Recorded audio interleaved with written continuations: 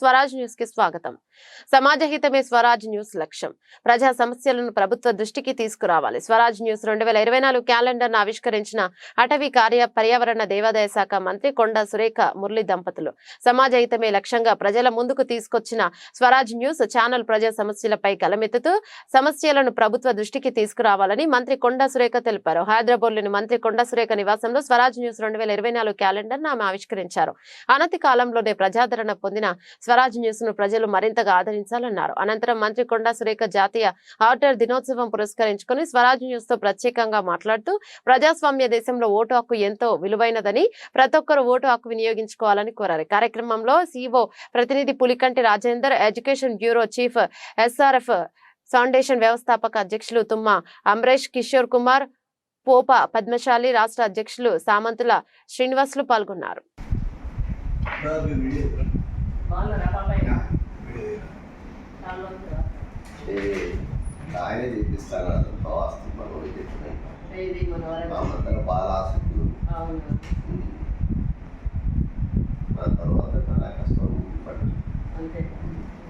ఓటర్ల దినోత్సవం సందర్భంగా ఓటర్ మహాశైలందరికీ కూడా నమస్కారం తెలియజేసుకుంటూ, ఓటు అనేది చాలా విలువైనది.